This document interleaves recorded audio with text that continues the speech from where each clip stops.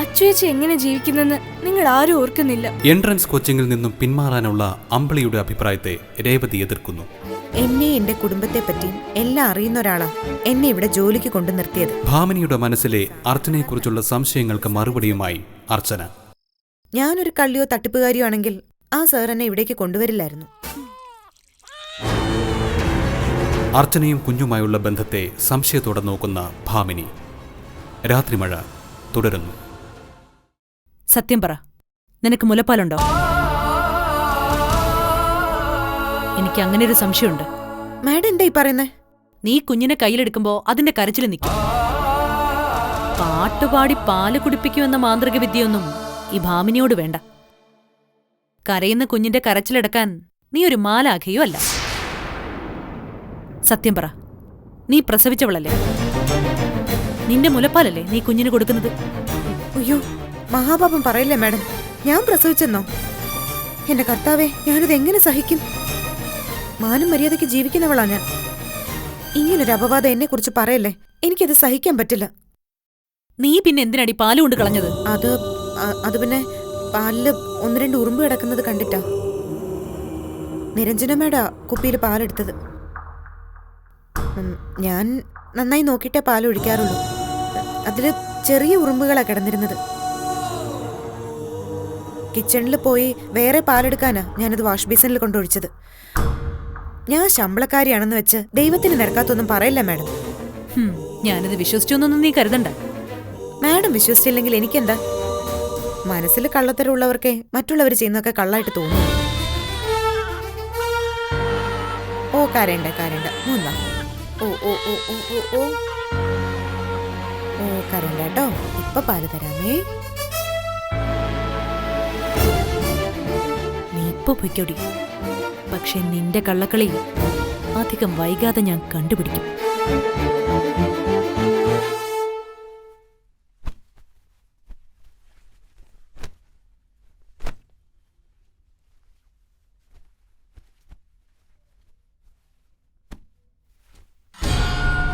മോളെ, ആന്റി പുറത്തേക്കൊന്നും പോയില്ലേ? ഉച്ച കഴിഞ്ഞ് ക്ലബിലൊരു മീറ്റിംഗ് ഉണ്ട്. ആന്റി പറഞ്ഞിട്ടാ മൂന്നാർ വിമൻസ് ക്ലബൊക്കെ ഉള്ള കാര്യം ഞാൻ അറിയുന്നേ. ആളുകൾ വന്നു പോകാറുള്ള ഒരു ടൂറിസ്റ്റ് കേന്ദ്രമായിട്ടാ ഞാൻ മൂന്നാറിനെ കണ്ടിരുന്നത്. ഇവിടെയും കുറച്ച് ഉദ്യോഗസ്ഥരൊക്കെ താമസിക്കുന്നില്ലേ? അവർക്ക് വേണ്ടി ചെറിയൊരു ക്ലബ്ബ്. അല്ലാതെ മോള് വിചാരിക്കുന്ന പോലെ വലുതായിട്ടൊന്നുമില്ല. അറിയാത്ത കാര്യങ്ങളെക്കുറിച്ച് പറയാൻ പാടില്ലല്ലോ. പിന്നെ മോൾ അറിയാത്തൊരു കാര്യത്തെക്കുറിച്ചാ ഞാനിനി പറയാൻ പോകുന്നത്. എന്താ ആന്റി? ആലീസിന്റെ കാര്യത്തിൽ എനിക്ക് ചില സംശയമുണ്ട്. സംശയമല്ല, അത് വാസ്തവം തന്നെയാ. കുഞ്ഞിനെ പരിചരിക്കാൻ അവൾക്കെന്തോ മാന്ത്രിക സിദ്ധി ഉണ്ടെന്നല്ലേ മോള് പറയുന്നത്? എനിക്കത് സംശയമൊന്നുമില്ല. ആ മാന്ത്രിക സിദ്ധി എന്താണെന്ന് ഞാൻ പറയാം. മുലപ്പാൽ. എന്താ മനസ്സിലായില്ലേ? അവളൊന്ന് പ്രസവിച്ചതാ മോളെ. കുഞ്ഞിന് കൊടുക്കുന്നത് കുപ്പിപ്പാലല്ല, മുലപ്പാലാ. ആലീസ് കുഞ്ഞിന് മുലപ്പാൽ കൊടുക്കുന്നത് ആന്റി നേരിട്ട് കണ്ടോ? അത് മോളെ, ഞാൻ സംശയം തോന്നി കൂടെ ചെന്നതാ. എന്റെ ചോദ്യത്തിന് ആന്റി ഒറ്റ വാക്കി മറുപടി താ. ആലീസ് മുലപ്പാൽ കൊടുക്കുന്നത് ആന്റി കണ്ടോ? Yes or no? ഞാനങ്ങനെ നേരിൽ കണ്ടില്ല. പക്ഷെ മോളെ, ഇനി അഥവാ ആലീസ് മുലപ്പാല കൊടുക്കുന്നതെങ്കിൽ അതൊരു സൽക്കർമ്മമല്ലേ? നമ്മളൊന്നും അറിയാത്തതായി ഭാവിച്ചാ പോരെ? അത് തെറ്റെന്നാണോ ആന്റി പറയുന്നത്? അവൾക്ക് അങ്ങനൊരു മനസ്സുണ്ടായത് നമ്മളെ സംബന്ധിച്ച് വലിയൊരു കാര്യമല്ലേ? മോൾ അതിനെ ഇത്ര നിസ്സാരമായിട്ട് കണ്ടല്ലോ. ആന്റിക്ക് സങ്കടമുണ്ട്. ആലീസ് എന്റെ മോന് മുലപ്പാൽ കൊടുക്കുന്നതിലാണോ ആന്റിക്ക് സങ്കടം? ഒരു പെണ്ണ് പ്രസവിച്ചിട്ട് കന്യകയാണെന്ന് പറഞ്ഞു വരുന്നത് നല്ല കാര്യമാണോ? അവളുടെ കുഞ്ഞെവിടെ? അവക്ക് ഭർത്താവുണ്ടോ? ഇതൊക്കെ നമ്മളെന്തിനു അന്വേഷിക്കണം? നമുക്ക് വേണ്ടത് അവളുടെ സേവനം മാത്രമാണ്. വേണ്ടാൻ തോന്നുമ്പോൾ നമ്മൾ അവളെ പറഞ്ഞു വിടും. അവിടെ തീരും നമ്മളും അവളും തമ്മിലുള്ള ബന്ധം. ആന്റിക്ക് അവളെ പറഞ്ഞു വിടണോ? ഞാനതിന് റെഡിയാ. പക്ഷെ പകരം അവളെ പോലൊരു സെർവന്റിനെ ആന്റി എനിക്ക് കൊണ്ടുതരണം. മുമ്പൊരുത്തി ഉണ്ടായിരുന്നു, ബെഡ്റൂമിൽ വരെ വന്ന് ഒളിഞ്ഞു നോക്കുന്നവൾ. ഏതു നേരം അവള് ഫോണിലായിരുന്നു. സുധിക്ക് പോലും അവള് സമാധാനം കൊടുത്തില്ല. നിവൃത്തിയില്ലാതെ അവളെ പറഞ്ഞു വിട്ടതോ. ആന്റി എന്തു പറയുന്നു? ഒരു സംശയം തോന്നി ഞാനതങ്ങ് പറഞ്ഞതേ ഉള്ളൂ. സംശയം തോന്നിയ നമ്മൾ ആരെയൊക്കെ ഒഴിവാക്കും.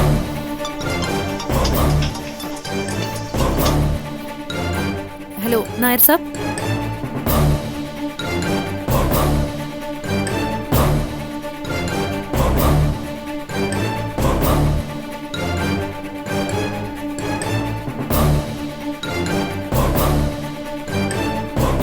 നിരഞ്ജന വെറും മണ്ടിയാണെന്നാ ഇവരുടെ വിചാരം.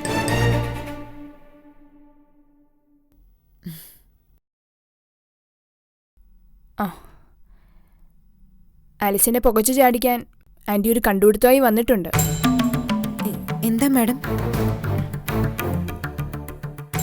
ഞാനിതെങ്ങനെ ആലിസിനോട് പറയുന്നേ? എനിക്ക് മനസ്സിലായി മാഡം. അത് പിന്നെ മോന്റെ പാലില് 1-2 ഉറുമ്പ് കടന്നു. ഞാൻ ആ പാല് കളഞ്ഞ് കുപ്പി കഴുകിയപ്പോ ഭാമിനി മാഡം എന്റെ പിന്നിൽ വന്ന് നിപ്പുണ്ട്. ഞാൻ കുഞ്ഞിന് മുലപ്പാലത്രേ കൊടുക്കുന്നത്. അത് തന്നെ എന്നോടും പറഞ്ഞു. അത് മാത്രമല്ല, പ്രസവിച്ചിട്ട് കുഞ്ഞിനെയും ഭർത്താവിനെ ഉപേക്ഷിച്ച് ഞാനിവിടെ വന്ന് നിൽക്കുകയാണെന്നും പറഞ്ഞു. ഇങ്ങനെയൊക്കെ പറയാൻ ഞാൻ എന്ത് തെറ്റാ മാഡം ഇവരോട് ചെയ്തത്? അവരുടെ വിളിപ്പുറത്തെ സഹായത്തിന് എപ്പോഴും ഞാൻ നിൽക്കുകയല്ലേ. ആലിസ് അതോർത്ത് വിഷമിക്കണ്ട. ആന്റിയുടെ കാര്യം ഞാനൊന്ന് ആലോചിക്കട്ടെ. ഇപ്പോ ആലിസിനെ ആന്റിക്ക് ഇവിടെ നിന്ന് പുകച്ച് പുറത്തേ അടിക്കണം. ആലിസ് ഇവിടെ ഉള്ളത് ആന്റിക്കൊരു തടസ്സമാണ്. ആദ്യം പുറത്തു പോകുന്ന ആരാണെന്ന് ഞാൻ തീരുമാനിക്കും.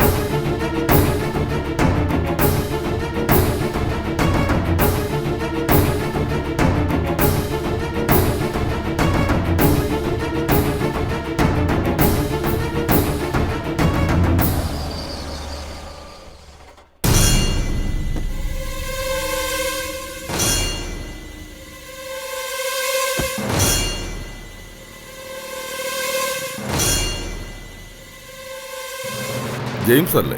അതെ സർ. ചില വിവരങ്ങൾ ചോദിച്ചറിയാനാ തന്നെ വിളിച്ചത്. ഞാൻ തന്നോട് ചോദിക്കുന്ന കാര്യങ്ങൾ പുറത്തു പോകാനും പാടില്ല സർ. എന്റെ ചോദ്യങ്ങൾക്ക് സത്യസന്ധമായ ഉത്തരമേ താൻ പറയാവൂ. കുറച്ചു മാസം മുമ്പ് നടന്നൊരു സംഭവത്തെക്കുറിച്ചാണ് എനിക്കറിയേണ്ടത്. അന്ന് ഫൈസിയുടെ കയ്യിലൊരു കുഞ്ഞിനെ കിട്ടി. പ്രസവം കഴിഞ്ഞ് 1-2 ദിവസം പ്രായമുള്ള ഒരു ചോര കുഞ്ഞ്. അന്ന് താനും കൂടെ ഉണ്ടായിരുന്നു എന്നാ ഫൈസി എന്നോട് പറഞ്ഞത്. എന്താ ശരിയല്ലേ?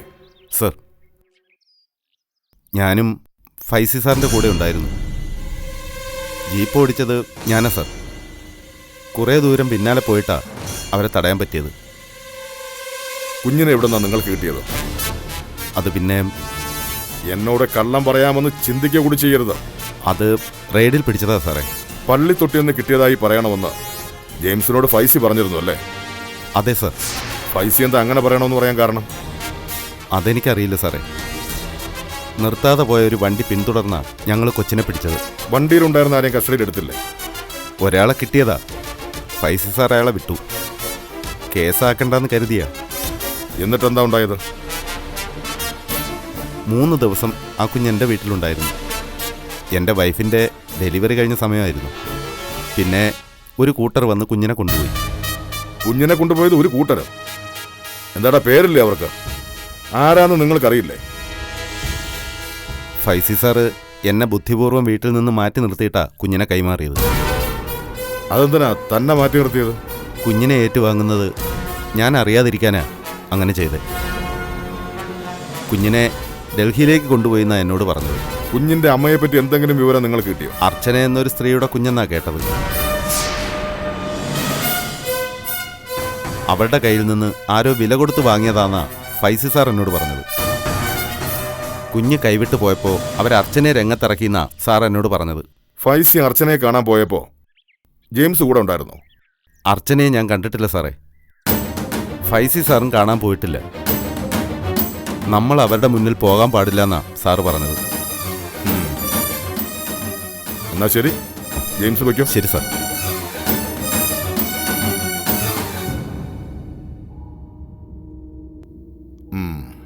അപ്പൊ ഫൈസി പറഞ്ഞ ഒരു കള്ളം പൊളിഞ്ഞു. കുഞ്ഞിനെ കിട്ടിയത് പള്ളിത്തൊട്ടിയിൽ നിന്നല്ല, ഫോളോ ചെയ്ത് പിടികൂടിയത് തന്നെ. അത് അർച്ചനയുടെ കുഞ്ഞല്ലെന്ന് എങ്ങനെ പറയും?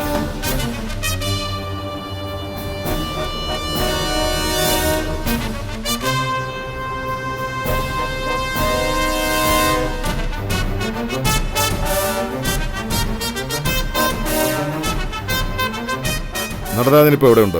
ഞാൻ വീട്ടിലുണ്ട്. എന്താ അളിയാ? തിരക്കില്ലെങ്കിൽ ഗസ്റ്റ് ഹൗസ് എടുത്താണെന്ന് വാ. ഞാൻ എത്തി. ശരി.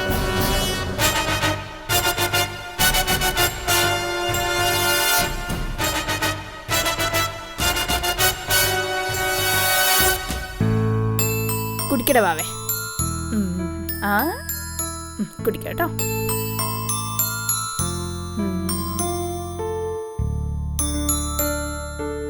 കുടിക്കട അങ്ങോട്ട്.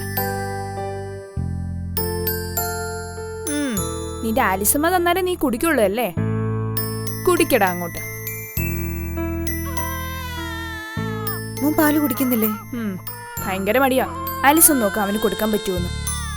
ഓ വേണ്ട വേണ്ട വേണ്ട, വേറെ കാര്യമില്ലേടാ. ഓ ഓ അവൻ കുറച്ച് കുടിച്ചിട്ടുണ്ട്, ബാക്കിയോടെ കൊടുക്ക. അല്ല ആന്റി പോയോ? പോയി. പകൽ ആന്റി ഈ വീട് കാണാതെയായി. ഇത്രമാത്രം സൗഹൃദം ആന്റിക്ക് എങ്ങനെ ഉണ്ടായി? ഇവിടെ ഒരു ലേഡീസ് ക്ലബില് 1 ലക്ഷം രൂപ കൊടുത്തിട്ടാത്രേ മെമ്പർഷിപ്പ് എടുത്തതെന്ന്. സത്യമായിരിക്കും അവർ പറഞ്ഞത്. അറിയില്ല, എന്നോട് പറഞ്ഞതാ. ആ ആലിസ് പോയി മോന് പാല് കൊടുക്കാം. പാല് കുടിക്കാൻ.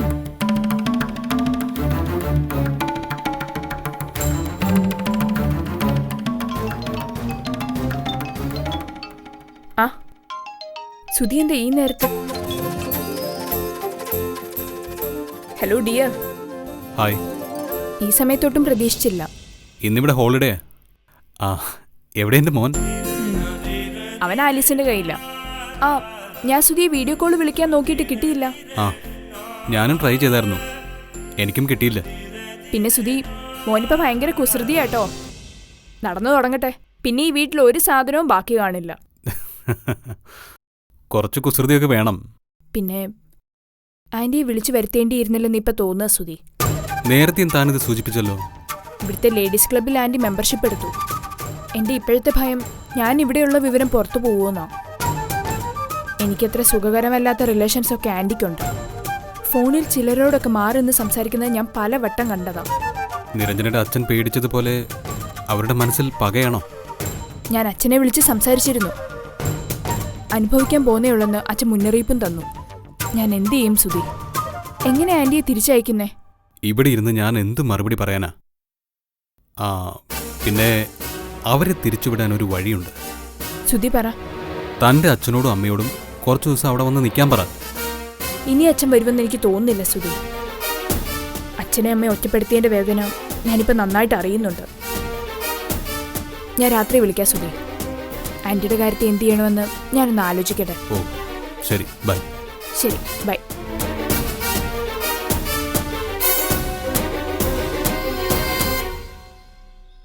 സാഹസികമായി കുഞ്ഞിനെ പിന്തുടർന്ന് പിടിച്ചിട്ട് കളഞ്ഞു കിട്ടിയ മറ്റൊരു ഫൈസി പറയണമെങ്കിൽ അതിലെന്തോ കാരണമില്ലേ നടരാജ? ഞാനും അതെന്നെ ചിന്തിക്കുന്നത്. നിരഞ്ജനയുടെ കയ്യിലുള്ളത് അർച്ചനയുടെ കുഞ്ഞല്ലെന്ന് വരുത്തി തീർക്കാനാ ഫൈസി പരിശ്രമിച്ചുകൊണ്ടിരിക്കുന്നത്. അതുകൊണ്ട് ഫൈസിക്കുള്ള നേട്ടം എന്താ? നമ്മൾ ചിന്തിച്ചുകൊണ്ടിരിക്കുന്ന വിഷയം തന്നെയല്ലേ അത്. ജെയിംസ് പറയുന്നത് നമുക്ക് മുഖവിലേക്കെടുക്കാം. അർച്ചനയുടെ കുഞ്ഞുമായി ഫൈസിക്ക് ബന്ധമില്ല. നിരഞ്ജനയുടെ ഭാഗത്തുനിന്ന് ഫൈസി എന്തും ചെയ്യൂ. കുഞ്ഞ് അർച്ചനയുടേതാണെന്ന് അറിഞ്ഞാൽ പോലും അങ്ങനെ അല്ലെന്ന് അവ സ്ഥാപിച്ചു കളയും. ഇപ്പൊ സംഭവിച്ചത് അത് തന്നെയാ. ഫൈസിക്കറിയാം കുഞ്ഞ് അർച്ചനയുടേതാണെന്ന്. കഥ മാറ്റിമറിച്ച് പറയാൻ കാരണം അത് തന്നെയാ. കുഞ്ഞിന്റെ അമ്മ അർച്ചനയെങ്കിൽ അച്ഛൻ സുധിയാവില്ലേ? അത് സമ്മതിച്ചു കൊടുക്കാൻ ഫൈസി തയ്യാറല്ല. ഫൈസി ഉരുണ്ട് കളിക്കാനുള്ള കാരണം അത് തന്നെയായിരിക്കും. സത്യം നിരഞ്ജനോട് പറയാൻ കഴിയില്ല. കുഞ്ഞിന്റെ കാര്യത്തിൽ നമുക്ക് സംശയം തോന്നാനും പാടില്ല. ഇനി നമുക്കറിയാനുള്ളത് ആ കത്തിന്റെ ഉറവിടാണ്. അതിനു പിന്നിൽ കളിച്ചത് മറ്റാരെങ്കിലും ആണെങ്കിൽ ഇതുവരെയുള്ള നമ്മുടെ കണ്ടെത്തലുകൾക്ക് അർത്ഥമില്ലാതാകും. അർച്ചന കത്തിനെ വിശ്വസിച്ച് കുഞ്ഞിനു വേണ്ടിയുള്ള അന്വേഷണം അവസാനിപ്പിച്ചതെന്നാണ് CI സുരേന്ദ്രനും അർച്ചനയുടെ വീട്ടുകാരും പറയുന്നത്. അർച്ചനയെ പിടിച്ചു നിർത്താൻ മാത്രം പവറുണ്ടോ ആ ലെറ്ററിന്? ഇതൊക്കെ ചിന്തിക്കണോളിയ. കുഞ്ഞ് നല്ല വീട്ടിലെത്തിയെന്നറിഞ്ഞ് ഒരമ്മ ആശ്വസിച്ച് ജോലി തേടി പോവോ? പോലീസ് സ്റ്റേഷനിൽ അവൾ എന്തെല്ലാം പ്രശ്നങ്ങളുണ്ടാക്കി. കത്ത് വന്ന സ്ഥലത്തേക്കാണ് അർച്ചന ജോലിക്കെന്നും പറഞ്ഞു പോയത്. നമ്മുടെ കയ്യിലുള്ളത് അർച്ചനയുടെ കുഞ്ഞാണെന്ന് ഒരു ഭാഗത്തുകൂടി സ്ഥാപിച്ചു വരുമെങ്കിൽ മറുഭാഗത്ത് താളം തെറ്റുകയാണ്. ആ ലെറ്റർ ആരയച്ചു? അതിൻ്റെ പിന്നിലുള്ള അന്തർനാടകം എന്ത്? ഇത് രണ്ടും കണ്ടെത്താതെ ഒരു നിഗമനത്തിലെത്താൻ നമുക്ക് കഴിയില്ല. മനസ്സ് തീ പിടിച്ചു കഴിഞ്ഞു. നടരാജൻ പോയി ഒരു ബെക്ക് ഒടിച്ചു വെക്കേ.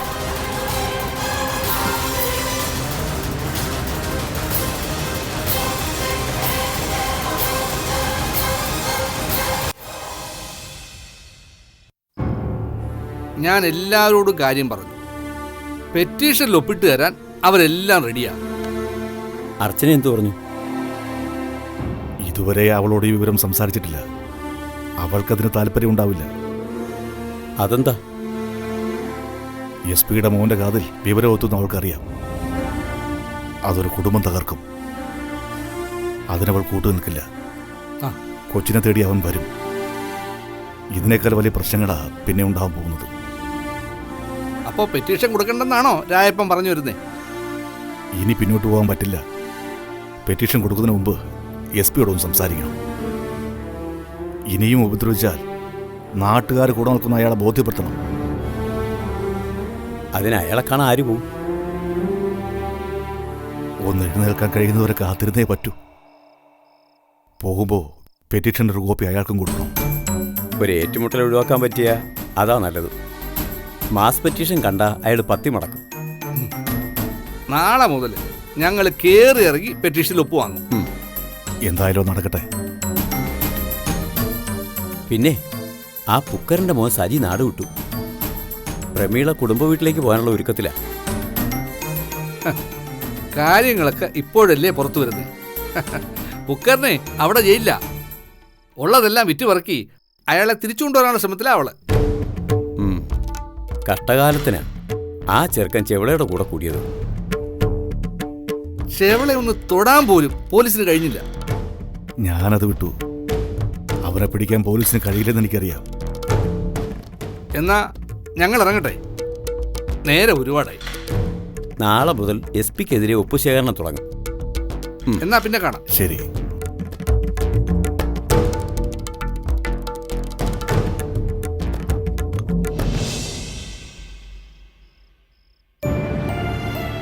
അവര് പറഞ്ഞതൊക്കെ ഞാൻ കേട്ടു. അതുകൊണ്ട് പ്രയോജനം ഉണ്ടാവുമോ? ഇപ്പോ ഒരു ധൈര്യം തോന്നുക. അയാളിനി നമ്മുടെ നേരെ വരില്ല. ലോകത്ത് എവിടെ പോയാലും നമുക്കിത്രയും സുരക്ഷ കിട്ടില്ല.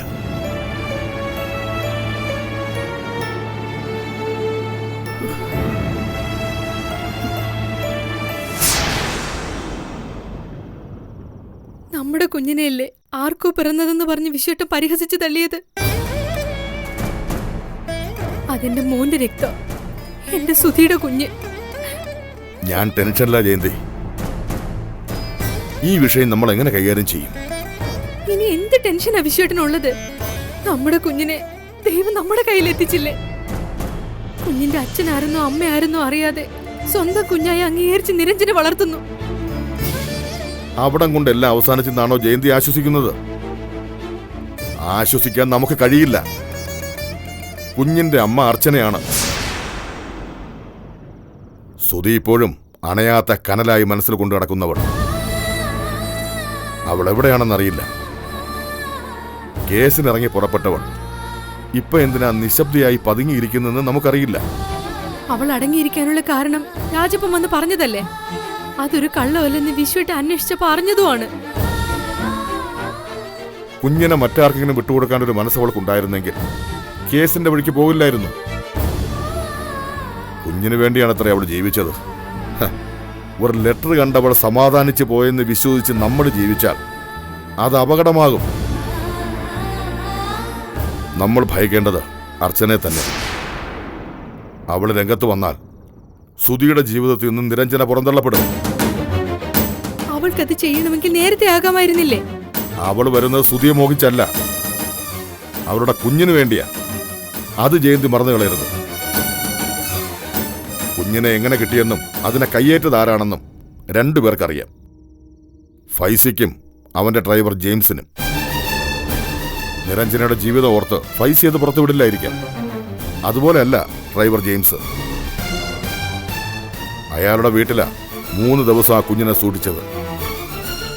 അവിടെ ചെന്ന സുധിയെ നിരഞ്ജനെ ആ കുഞ്ഞിനെ ഏറ്റുവാങ്ങിയത്. കുഞ്ഞിനെ കൊണ്ടുപോയത് ആരാണെന്ന് അറിയില്ലെന്ന് ജെയിംസ് പറഞ്ഞത് പച്ചക്കള്ളോ. ജെയിംസ് അറിയാൻ ഇനി ഒന്ന് മാത്രമേ ഉള്ളൂ: അർച്ചനയും സുധിയും തമ്മിലുള്ള ബന്ധം. ഇപ്പൊ മനസ്സിലായില്ലേ, ഒന്നുമില്ലാതെയല്ല ഞാൻ ടെൻഷൻ ആവുന്നതെന്ന്. വിശ്വട്ടാ, അർച്ചന വന്നിറങ്ങുന്നതിന് മുമ്പ് എനിക്ക് അവളെ കണ്ടെത്തണം.